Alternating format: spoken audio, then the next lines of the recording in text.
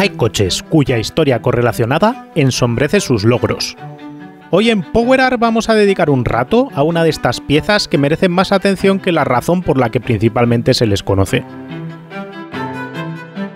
Para ello hemos viajado hasta Málaga, al chulísimo Museo del Traje y del Automóvil de esta preciosa ciudad costera andaluza.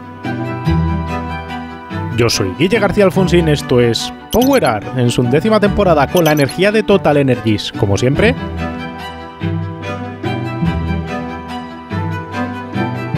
Y esta es la historia y microprueba del precioso Tatra T87.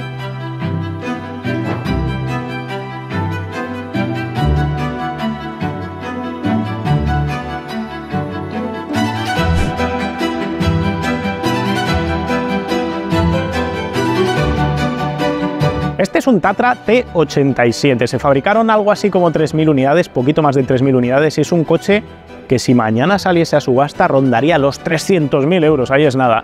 Este coche es mucho más que su propia fama, su fama que le precede es que fue el coche que copió Ferdinand Porsche para crear el Beetle, pero en realidad la historia no es exactamente así, aunque la hayáis leído 1000 millones de veces, es un poquito más profunda y también compleja, porque el Beetle, aunque estéticamente se parezca y aunque comparta la posición del motor, porque esto es una berlina de lujo con motor trasero, es un coche que surgió con otro objetivo comercialmente totalmente distinto, era un coche barato. Esto en cambio era una berlina de super lujo, creada en Checoslovaquia para conquistar el mundo. Aclaremos de una vez por todas esta historia de plagio, no plagio, de Ferdinand Porsche, diseñador del Beetle original, sobre el Tatra 87, algo decidido, por cierto, en los tribunales. Pero volviendo con lo que no se termina de entender históricamente, volviendo sobre ese supuesto plagio, la realidad es que Tatra presentó este coche, el 87, y también su predecesor directo, el 77, como ejemplos de que Volkswagen había copiado sus ideas técnicas. Y podéis pensar que todo el juicio, que acabó dando la razón a Tatra y acabó haciendo que Volkswagen pagase una indemnización millonaria a los checoslovacos, versase sobre esa apariencia estética, ese parecido, esa posición del motor y todo lo demás, pero la realidad es que el único aspecto en el que Ferdinand Porsche se inspiró de estos coches fue el chasis tubular central. Este coche lleva una espina dorsal en forma de tubo de acero sobre el que descansa la carrocería, y ese es el concepto que serviría en el juicio a través de una demostración mostrando todos los diseños que había hecho Porsche hasta la época de chasis, para basarse y explicar que Volkswagen sí que había tomado ideas de este aparato, pero del resto del coche no le había robado nada, y ahora lo vamos a ver poquito a poco para ver los precedentes históricos, para ver de dónde viene todo este lío. ¿Quién inventó el primer coche aerodinámico? Este gráfico que tienes aquí es una visión de la historia del vehículo aerodinámico según el magnífico libro de Wolf-Heinrich Hucho sobre la aerodinámica del automóvil. Los primeros intentos aerodinámicos sucedieron en las primeras 2 décadas del siglo XX con las formas de torpedo, bote o cepelín. Quédate con este hecho del parecido con el Zeppelin. Para los años 20 surgieron 3 formas afiladas por el viento que marcarían tendencia. Una de Rumpler, el primer vehículo con motor trasero y tracción trasera aerodinámico.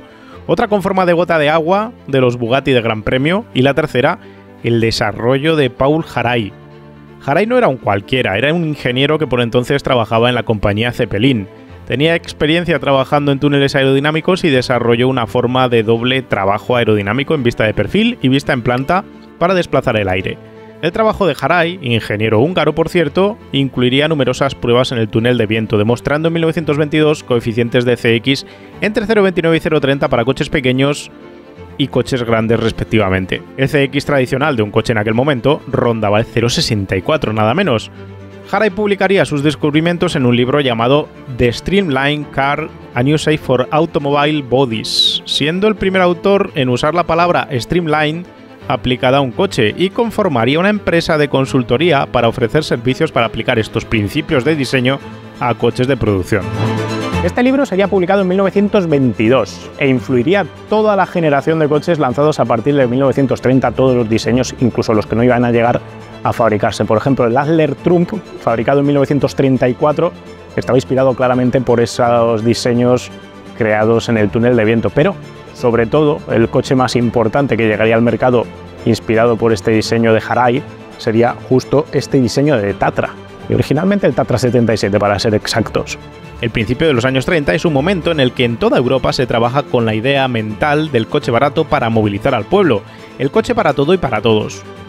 En ese caldo de cultivo se idealiza el uso del motor trasero y la tracción trasera como solución mecánica barata, con el Mercedes-Benz Tipo 130 como primer ejemplo de esta técnica, desarrollado en 1930. En 1931, justo de la unión de estos dos conceptos, por un lado el motor trasero como solución económica para no tener que pasar todo el túnel de transmisión, caja de cambios y todo lo demás hasta atrás, más ese concepto aerodinámico de Harai, se unirían para crear dos conceptos de coche económico para el pueblo fabricados en dos partes distintas de la misma Europa. Ferdinand Porsche desarrollaría el Tipo 12 para Zundap, con carrocería Streamline y motor trasero.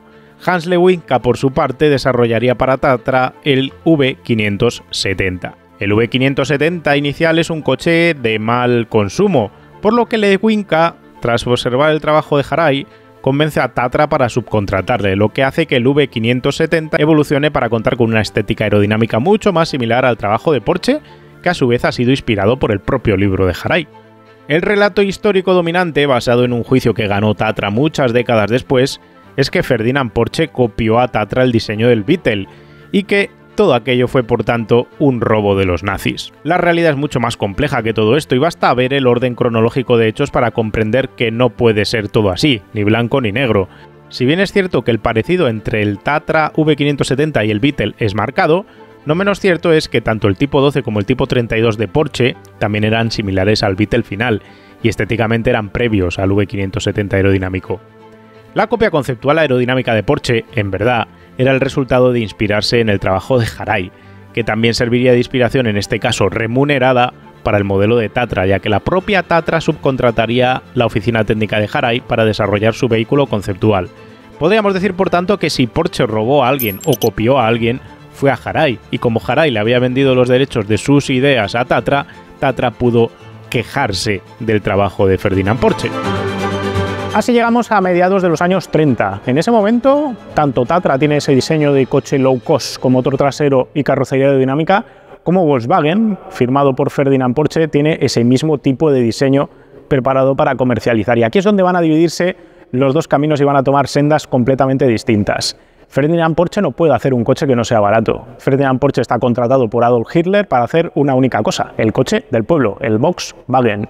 En cambio, Tatra tiene el T11 ya a la venta, que es un coche de bajo costo dirigido a vender muchas unidades, mucho volumen. Así que ese concepto de diseño de Harai que habían desarrollado, ese diseño de Lewinka y compañía, lo iban a perfeccionar y lo iban a traspasar a un coche mucho más caro, a una berlina de superlujo. Tomando las ideas aerodinámicas de Harai, se emprende en Tatra entonces una cruzada para crear lo que sería el T77, un vehículo de lujo de 5 metros de largo. Hans Lewinka, el genio de ingeniería de Tatra, para reducir al máximo el área frontal pasa el motor a la posición trasera, colgado por detrás del eje posterior, y crea un chasis de viga central tubular sobre el que suspender la carrocería y los elementos mecánicos principales. El motor elegido para propulsar el precioso y espectacular T77 de 5 metros de largo era un V8 refrigerado por aire con cárter seco con 3 litros de cilindrada. La elección del cárter seco también respondía a reducir al máximo la altura del motor con el fin de reducir ese área frontal del coche. El T77 fue un gran éxito para la marca, no en volumen, solo fabricaría 249 unidades, pero sí en impacto mediático, allá donde se presentó, en cada salón del automóvil en el que se mostraba, en cada feria, en cada carretera que pisaba, llamaba la atención. Tenéis que pensar cómo eran los coches en 1934. El típico coche grande, largo, capó alargado, cuadradote, faros separados de la carrocería, todo ese diseño tradicional para una berlina de lujo, tenéis que justaponerlo con que apareciese un T77 al lado, un coche aerodinámico, todo cerrado, que parecía más bien una especie de nave espacial, un avión de combate, algo así. Eso colocó a Tatra en una situación envidiable, estaba en una situación en la que se veía con ganas, se veía con fuerza para seguir impulsando ese tipo de coches. Desarrolló a partir del T77 el T77A, que era una evolución tanto en motor como en chasis como en soluciones, pero rápidamente se dio cuenta de que tenía que hacer un coche completamente nuevo para sacarle todavía más partido a ese concepto aerodinámico y a ese concepto de ingeniería. Y así nacería el T87 que nos ocupa hoy.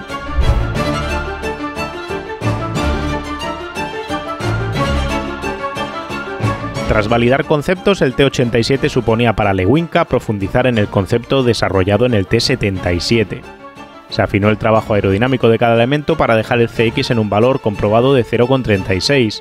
Se ornamentó y depuró la estética, pasando del diseño puramente funcional del T-77 a uno más barroco y propio de su tiempo.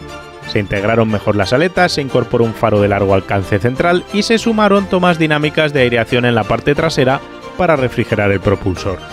Propulsor que de nuevo era un V8 refrigerado por aire, en este caso con 2,9 litros de cilindrada y de nuevo contaba con cárter seco, aunque ahora tenía el árbol de levas en cabeza.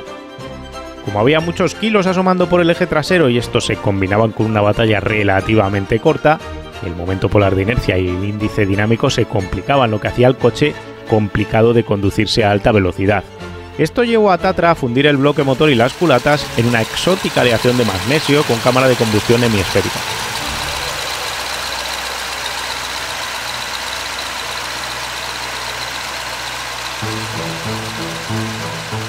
El coche contaba con 2,85 metros de batalla para una longitud total de 4,74 metros, acortando una cuarta al T-77 con una altura de 1,5 metros y una anchura de 1,67 metros. Todo esto le hacía pesar 1.370 kilos en seco, lo que no estaba mal para la época. La integración de la aleta en el capó trasero, ya instalada en el T-77, buscaba ofrecer un extra de estabilidad ante vientos laterales, desplazando el centro de presiones hacia atrás, algo muy necesario en un coche que tenía un reparto de pesos marcadamente echado hacia atrás, con un 55% de los kilos sobre las ruedas posteriores. A nivel de chasis, a nivel de concepto general técnico, este coche, como os decía antes, tiene un chasis de espina dorsal, como un Beetle.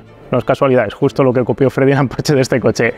Ese chasis de espina dorsal sirve de punto de anclaje para que la carrocería aerodinámica se deposite sobre él y el motor cuelgue por detrás. A nivel de suspensiones, delante llevaba un sistema independiente, pero un sistema peculiar. Lleva una ballesta transversal por arriba, otra por debajo, y esas son las que guían a las ruedas de cada lado para moverse. Detrás, semiejes oscilantes, y el elemento elástico lo pone una ballesta que en lugar de ir transversal va en diagonal. Os lo vamos a poner ahora en un dibujito técnico de la época que va a ser más fácil.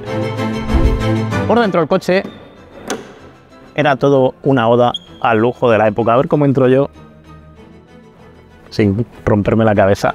Las puertas, ya veis, se abren en apertura suicida. La plancha del salpicadero es el propio chasis que está perforado para alojar los relojes. Tenemos un gran velocímetro central, tenemos por aquí temperatura del refrigerante, tenemos nivel del combustible. Y luego el pasajero, para ver si llega tarde a la ópera o no, lleva un reloj horario justo delante de sus ojos. Acabados materiales, es un coche hecho a mano y se nota, tienes cuero, tienes todo bien acabadito, tienes todo muy emmoquetado, cosa que llama la atención porque en aquella época tampoco os creáis que era tan típico emmoquetar todas las superficies o cubrirlas. De hecho, aquí no tocáis nada metálico más que el propio salpicadero de la parte externa de la carrocería. La visibilidad hacia adelante es de 10. Como no se podían curvar las lunetas, las lunas delanteras, no se podía hacer el parabrisas panorámico, lo que hizo en su momento Tatra es partirlo en varias piezas, que es lo mismo que se hacía con las carlingas en su momento de los aviones de combate para no tener esa curva y al mismo tiempo facilitar buena visibilidad hacia adelante, aunque tengas doble pilar A. Básicamente el espacio es bastante accesible, tenemos techo solar panorámico, diríamos hoy en día, que se abría completamente, hay buen espacio hacia adelante, los pedales un poco echados a la derecha, tenemos aquí un pedal que nos contaban por aquí en el museo que es justo para activar las luces largas, cosa curiosa, volante enorme de madera típico de la época, de madera no, es de resina, 3 brazos para el volante, bueno, una anchura bastante decente hacia los lados, con banqueta casi diría yo que corrida, y aquí la palanca de cambios sí que está a menos de la mitad de una cuarta del propio volante.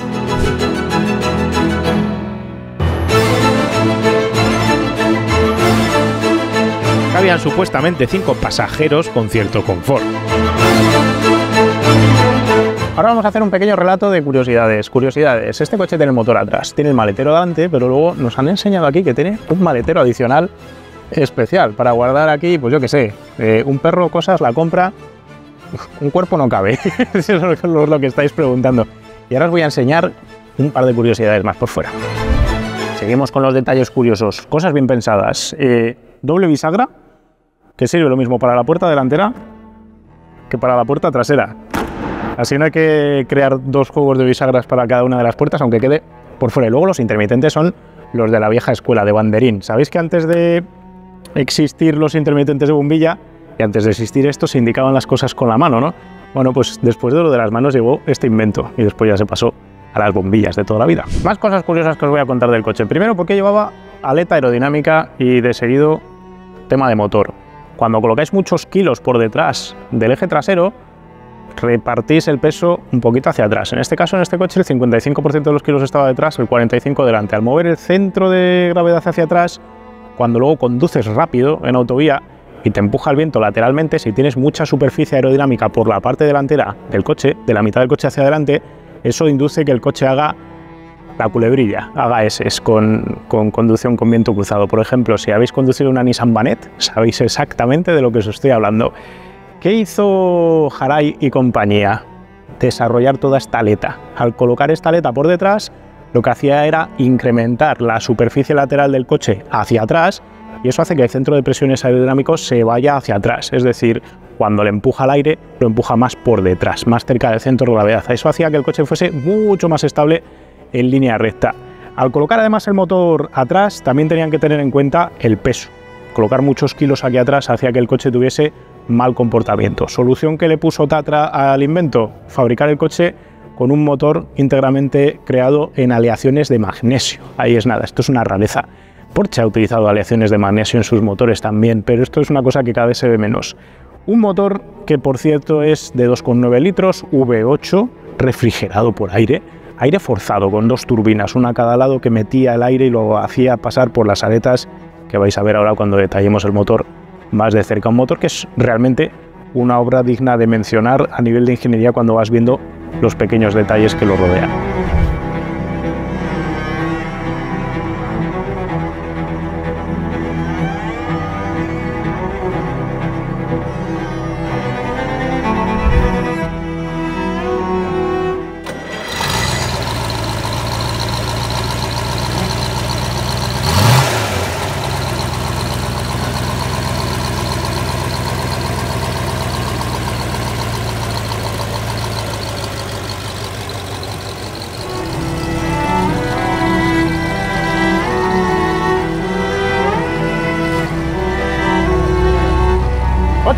Tenía este coche y con 80 caballos hacía 160 por hora. Los hacía porque tenía una aerodinámica mucho mejor que cualquier otro coche de la época. No tenía la misma potencia que otros coches mucho más modernos, está claro, pero gracias a ese extra de aerodinámica era capaz de hacer además consumos que eran la mitad en coches para la época. Y ahora vamos a intentar hacer una cosa que es prácticamente imposible, que es pasar entre sillas con un coche de 300.000 euros con la gente sentada en medio de la terraza, lo cual no parece una gran idea en principio, pero bueno.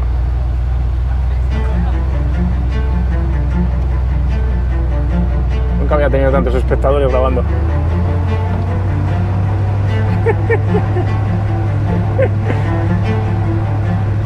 Madre mía, se conduce como un coche normal. Lo único que tiene pues es lo típico de los coches viejos, que no tiene los frenos en buenas condiciones, porque nos contaba Álvaro, el responsable de mantenimiento técnico de los coches, que al final es lo que acaba estropeándose más, porque al estar los coches parados pues fugan los manguitos, se estropean hidráulicamente y todo lo demás. Pero al margen de ese tema, volante gigante enorme, típico de los coches de los años 30, finito, buena dirección, pedalera un poco echado a la derecha, el pedal del acelerador un poco insensible, la primera y la segunda no iban sincronizadas, requiere un poquito más de embrague para trabajar el cambio. Y no voy a poder probar mucho más. Con este coche a 160 por hora se mataron un montón de altos directivos nazis, ahora os lo voy a contar con un poquito más de dedicación en la voz en off directamente, porque yo ahora lo único que puedo pensar es 300.000 euros y accidente, muerte, destrucción. Mientras yo sigo a la mía aquí dando vueltas en la plaza del museo, os cuento, en los años 30 no había muchas cosas fuera de los Mercedes-Benz y los BMW típicos para explorar la velocidad. Bastantes oficiales nazis lograron acceder a esos fabulosos Tatra T87, pero la falta de preparación para conducir a alta velocidad, la inestabilidad del tren delantero, un conjugado de inercia excepcionalmente bajo y unas autobahn que todavía no estaban terminadas del todo, se confabularon para ocasionar, según cuenta el relato, hasta 7 fallecidos entre los oficiales alemanes en solo un fin de semana. El partido nazi acabó por prohibir a sus oficiales desplazarse en estos veloces T87, aunque nunca tendremos claro si fue por ese riesgo vital o por otras razones. La realidad es que al propio Hitler le gustaban estos coches, a los que calificó como el coche perfecto para surcar sus nuevas Autobahn.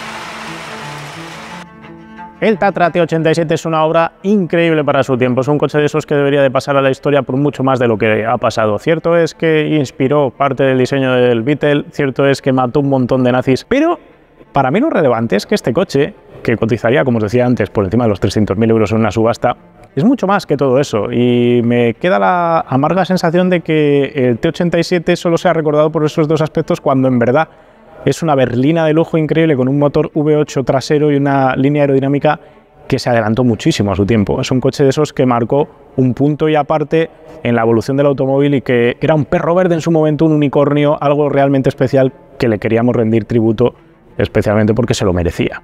Mar, cuéntanos quién eres, a qué te dedicas aquí.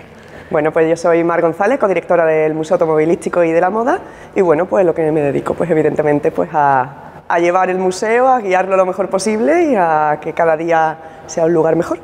¿De dónde surge la idea de montar este museo?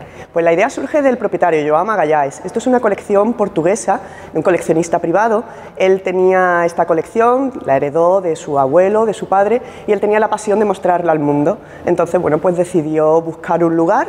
Málaga le ofreció este complejo, el edificio Tabacalera, y aquí llevamos ya para 13 años. ¿Málaga por alguna razón por su parte o sencillamente...? Él siempre cuenta que ofreció la colección a toda España, incluso Portugal. Él tenía un dossier con toda la colección, 88 vehículos en aquel momento, y Málaga le ofreció este edificio. A él le gustó la idea de que fuese un espacio cultural, un espacio que, bueno, pues le complementase el automóvil como obra de arte, que es nuestro leitmotiv. Y bueno, pues aquí estamos. ¿Cuántos coches hay ahora en la exposición? Ahora tenemos 99 vehículos. O sea que desde que empezó ha subido ya 10 coches. Bajó algunos de los vehículos y luego volvió a adquirir a otras piezas. Sí. ¿El Tatra cómo acaba en esta colección? ¿Nos puedes contar algo de la historia? El Tatra vino ya en 2010 cuando inauguramos. Como te decía, es una colección que viene de herencia. Entonces, bueno, pues el abuelo y el padre de Joao Magalhães, que eran los amantes del motor, que competían en Le Mans, que les gustaba realmente la parte técnica, decidieron adquirir una serie de vehículos para ir complementando esa colección, y el Tatra, pues evidentemente tenía que ser uno de los que estuviesen. Y ya vino en 2010 cuando inauguramos. Vale, le hemos perdido la pista entonces. Sí, le hemos perdido, sí. ¿Cuándo se puede visitar este museo? Cuéntanos. Pues el museo está abierto de lunes a domingo. Estamos todos los días abiertos, salvo 2 días al año. Abrimos de 10 de la mañana a 2:30 y de 4 a 7. ¿Cuánta gente viene por aquí? Pues la verdad que muchísima, cada año más nos vamos superando. Es cierto que es un museo muy familiar, muy para todo tipo de públicos, niños, adultos, y la verdad que estamos muy contentos porque, como te decía, es un museo privado y que cada día tengamos mayor acogida es todo un reto. 2 preguntitas más. ¿Arrancan todos los coches de la colección? Prácticamente todos. De hecho, circular por lo que es vía pública no pueden circular, porque bueno, mejor vosotros que nosotros sabéis todos los permisos que hay que tener, pero arrancar sí, de hecho los ponemos en marcha. Tenemos un 2-3 arrancamos, que es una actividad que hacemos los domingos por la mañana para que el público más técnico pueda visitarlo y escuchar sobre todo ese motor que tan peculiar es. Y sí, la verdad que si queréis, ahora después a lo mejor pues podemos tener alguna sorpresa. ¿Todos los domingos entonces arrancan? Todos los domingos a las 12:30 de la mañana tenemos una actividad que es el 1-2-3 arrancamos. No, pues muchas gracias por el chivatazo, Mar, y gracias por habernos invitado a ver la colección. Nada, invitados estáis siempre que queráis. Tras el T87, Tatra siguió haciendo berlinas de lujo de motor trasero, pero ya no fueran tan rompedoras. Luego fueron evolucionando poco a poco, adaptándose a los tiempos después de la Segunda Guerra Mundial, adaptando un diseño bastante peculiar con el Tatra 603, tenía que mirar el número, que vendrá algún día al canal, casi como sus sucesores, pero ya no eran lo que habían sido, ya no era un coche internacional. También hay que pensar que se quedaron del otro lado del telón de acero, eso también influenció la capacidad de llegar lejos, y al final Tatra se ha quedado en lo que hoy la conocemos, una fábrica de camiones y vehículos pesados principalmente, pero había que rendirle homenaje, como os decía antes, a este T87. Si os han quedado dudas, preguntas o cuestiones, tanto del Tatra como del museo, nos la podéis dejar en los comentarios. A nosotros no nos queda nada más que contaros de este aparato, solo darle las gracias a Álvaro, Alberto, al museo, por habernos recibido, por habernos dado esta oportunidad. No todos los días se pueden tocar estos aparatos, la verdad es que es todo un privilegio para nosotros, y no me queda nada más que deciros que si os ha gustado el vídeo, nos regaléis un me gusta, que siempre viene bien, suscribiros si no lo estáis ya, y nos vemos pronto con otro vídeo de otro coche. Un saludo.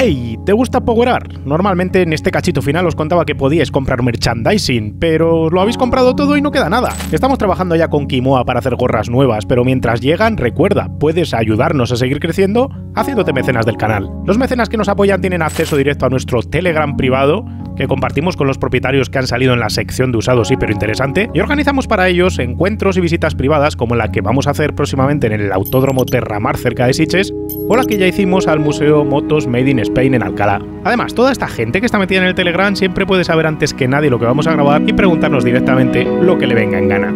¿Te apuntas?